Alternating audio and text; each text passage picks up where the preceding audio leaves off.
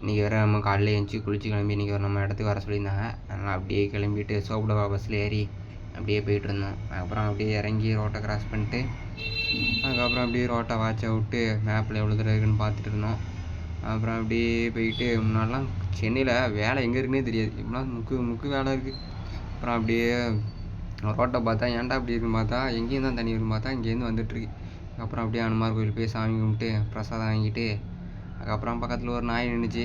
அப்புறம் அந்த நாய்க்கு கொஞ்சம் போட்டு நான் ஒன்று சாப்பிட்டேன், ஒன்று சாப்பிட்டு அப்புறம் அப்படி என்னடா இது கூட்டமாக இருக்குன்னு பார்த்தா சரி சாப்பாடு தான் போடுதாங்கன்னு பார்த்தா ஜெபம் பண்ணிட்டுருக்காங்க.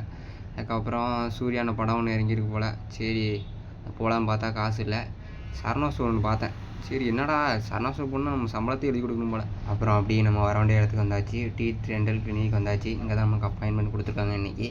அதனால் அப்படியே போயிட்டு உள்ளே போயிட்டு அப்புறம் வெயில் எவ்வளோ அடிக்குன்னு பார்த்தா மணி 12 மணி ஆகுது. அதனால் வெயில் நல்லா உச்சி வெயில் அடிக்குது.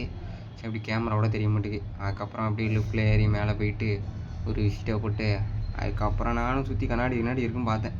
எதுவுமே இல்லை. சரி அதுக்கப்புறம் செருப்பெல்லாம் கழட்டி போட்டு அப்புறம் உள்ளே போனேன். சரி உடனே நானும் புஷ்ஷுன்னு போட்டிருக்கு. சரி உள்ளே இழுக்கணுமா வெளியே இழுக்கணுமான்னு தெரில. சரி ஏதோ ஒரு பக்கம் இழுப்போம் அப்படின்னு சொல்லிட்டு அதனால் போனோன்னே அக்கா பேசினாங்க. அதான் அக்காவை பார்த்துட்டு அப்புறம் உள்ளே போயிட்டு சும்மா உட்காந்துருந்தேன். அதுக்கப்புறம் கொஞ்ச நேரம் உட்காந்ததுக்கப்புறம் உள்ளே கூப்பிட்டாங்க.